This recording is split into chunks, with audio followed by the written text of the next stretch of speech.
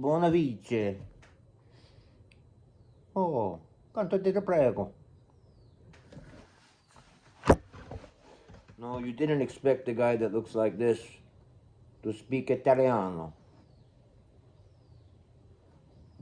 Not so long ago, I was in Milan, Italy, with Sunsoft, big meeting, right next to the Duma. What a beautiful place. You know, looking like I do, handsome bastard, skin tone, complexion, all that, features. I was just assumed to be Italian. People come up and talk to me in Italian. It was kind of neat. I wasn't a tourist. I fit right in. That's another day. How do I keep these things short? You know that one. Purple pen. Purple cat, Lori? There, look at that one. Purple cat. That's a story on its own. Purple cat. Milano. Il Duce. The Duke of Milan. Those things. Can't include them in this little short video. So I'm going to write them down. Side notes. This can keep going.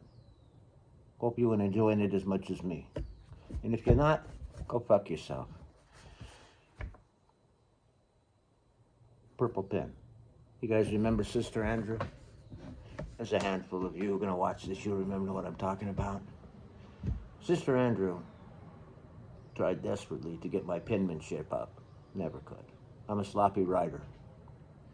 Now you get a guy like Fat Bob, left-handed as he was, and a guy like Jimmy, left-handed as he was.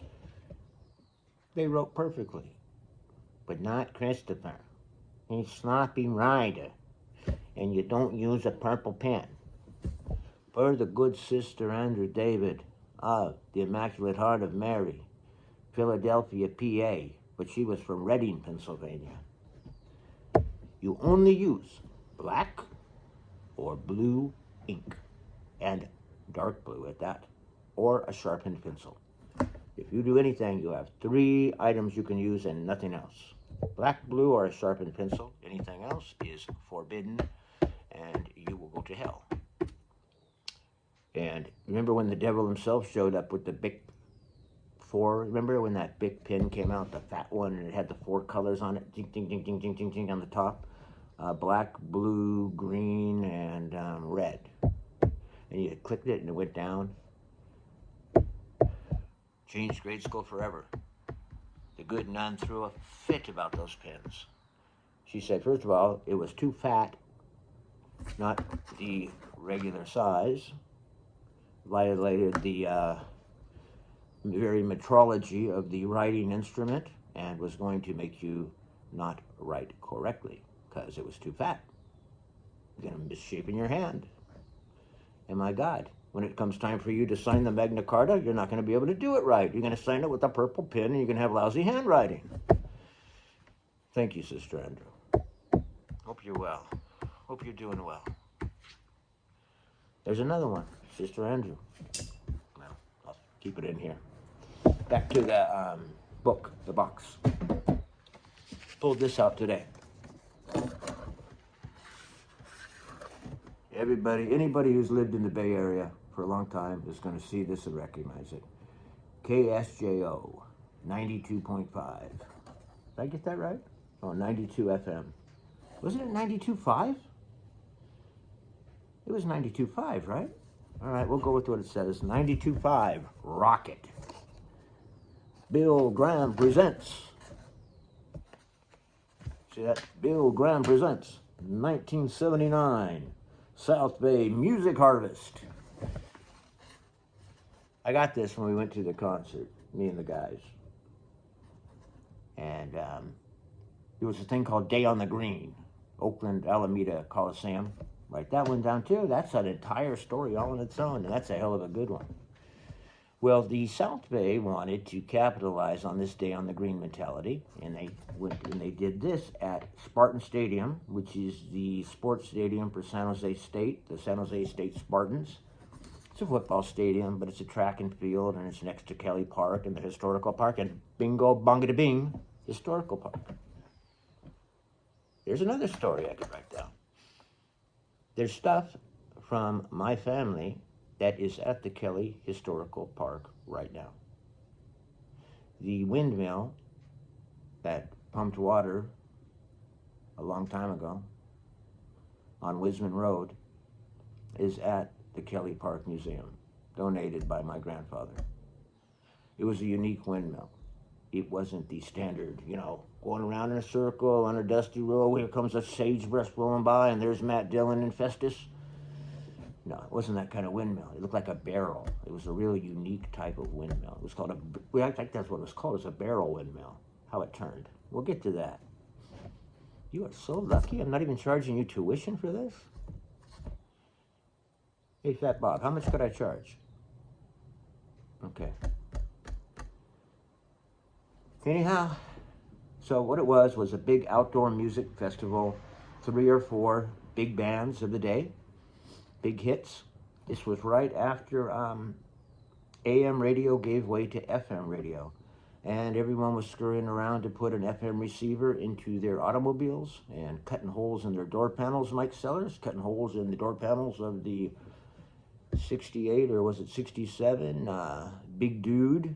There's another story, the Big Dude Camaro, with all 6 of its cylinders spitting out the gas pack put on by the great mechanic Pete Carlotta. And then he had a wolf whistle on the car and a ooga horn. What a dork. Sellers, how the hell did you even survive? He had a wolf whistle on the car. And what a wolf whistle was, woo, woo. It's in that Steve Miller song. Run and Peggy Sue, 2 young lovers, nothing left to do. Woo, woo, that noise.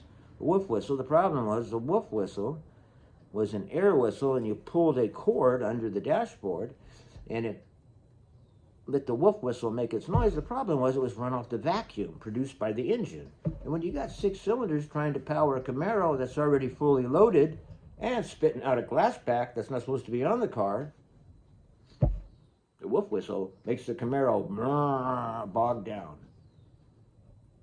Man, you really thought you were something with that wolf whistle, didn't you, Sellers? And his CB radio. What about his CB radio? Rick, buddy, this is the big dude. I was Godzilla. That was my handle name on the CB radio. I was Godzilla. Mike was the big dude. Some of the other guys had other things.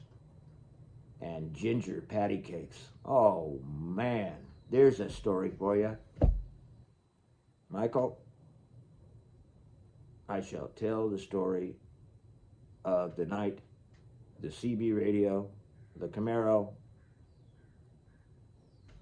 the old mill in Mountain View, and ginger patty cakes all came together. Because you're supposed to get the CB radio to pick up on chicks. I'm way going off this story, I know it. And we're talking Big Dude and Godzilla and some of the other guys are on the CB radio talking to ginger patty cakes, and we're going to meet them at the old mill.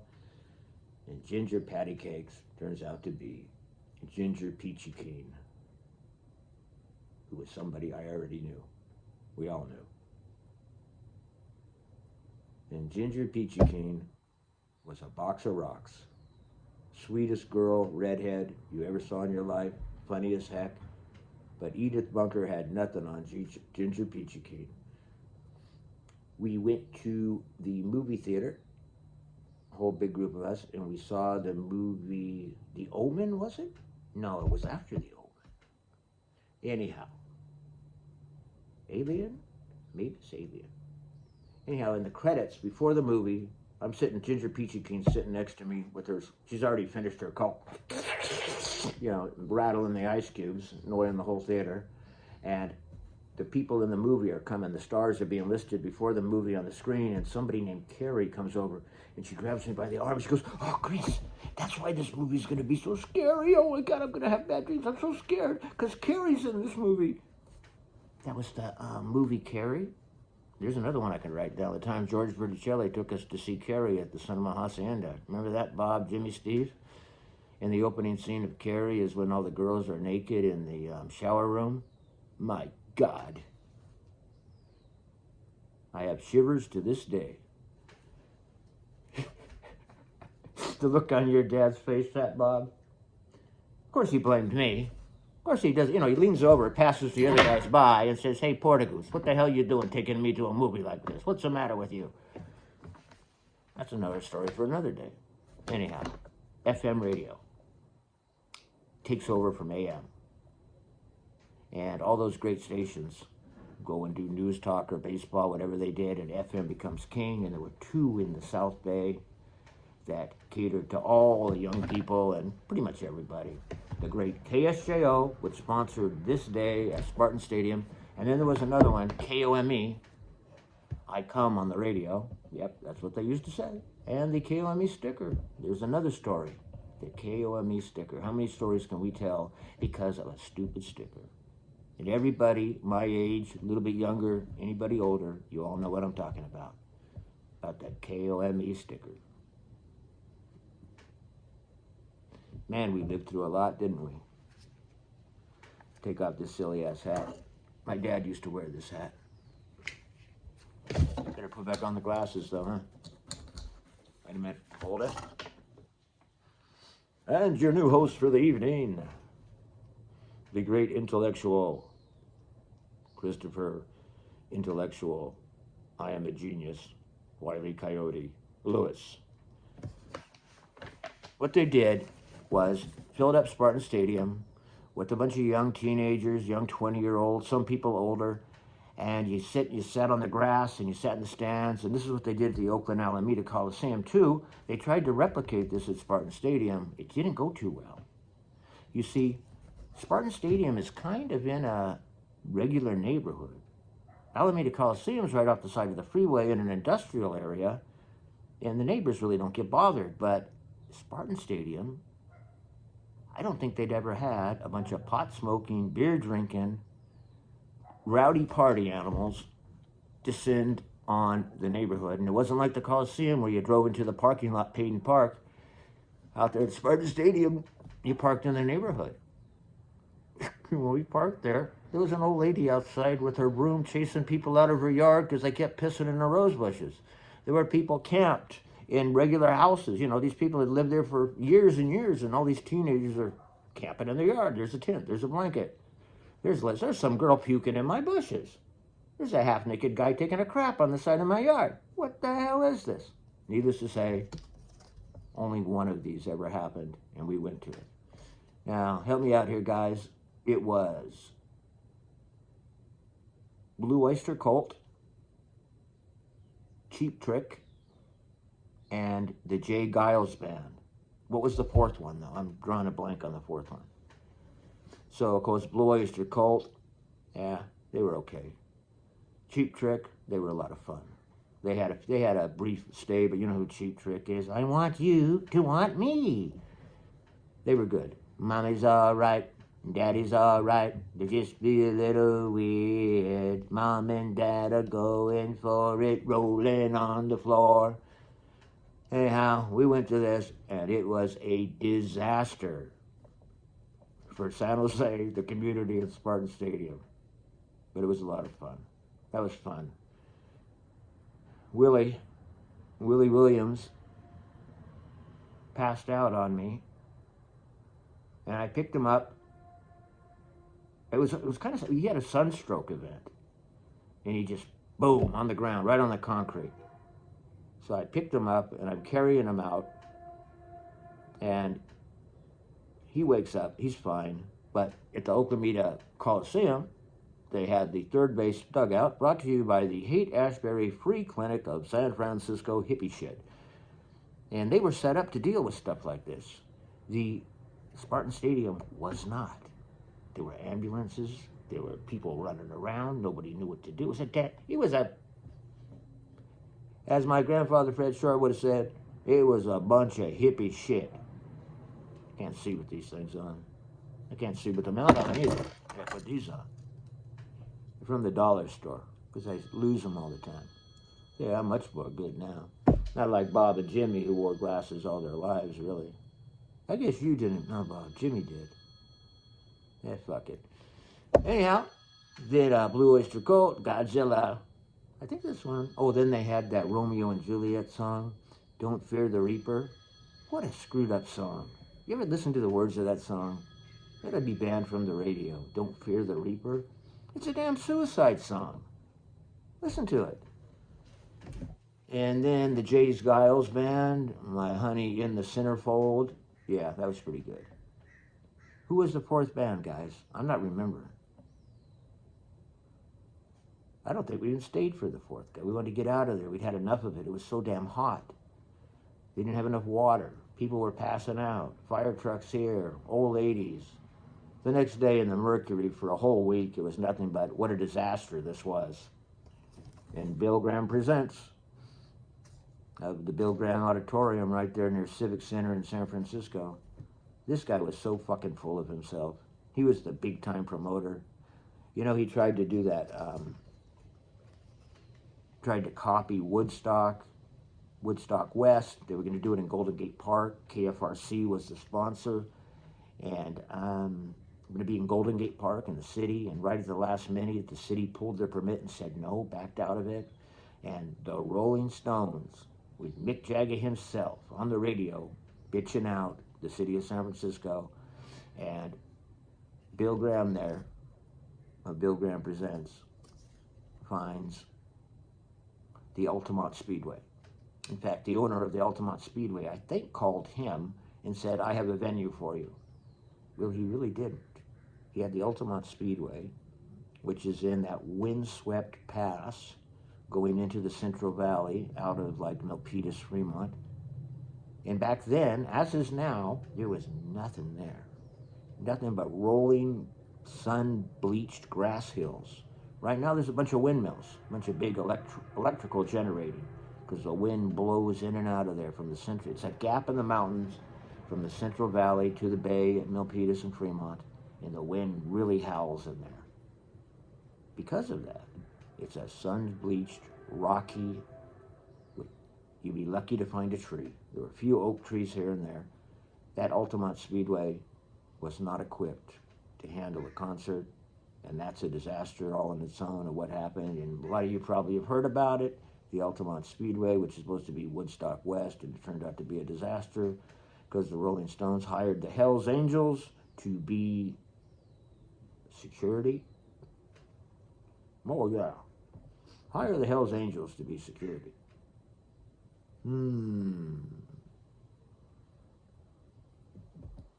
That's a story for another day. And you know I met Bill Graham one time? I met Bill Graham at the San Jose Civic Auditorium with Ada Lupe Jimenez. Now, Ada Lupe Jimenez was a hot Mexican tomato that worked with John Coogan at Nob Hill in Cupertino. And he introduced me to her one day, and I had tickets to go see Santana. And at this time, Mr. Santana was in a lull. They never went away. Santana never went away, but they hit a lull. They hit a low point, and they were playing at the San Jose Civic, the old building, which maybe held 1,000 people, maybe 2,000, not very many. And you were right next to it. And after the show, Ada Lupe Jimenez throws a fit and starts yelling, Bill Graham, Bill Graham, Bill Graham. And Bill comes over, and we end up spending an hour, maybe a little less, maybe a little more than an hour, talking to Bill Graham. And Ada Lupe Jimenez gets his autograph, and that's my interaction with Bill Graham.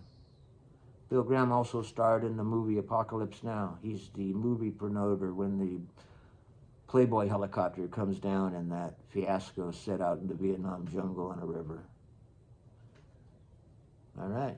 Now you know about KSJO, FM radio, AM radio, and a whole bunch of other things, thanks to the genius myself. You're welcome. Good night and sweet dreams.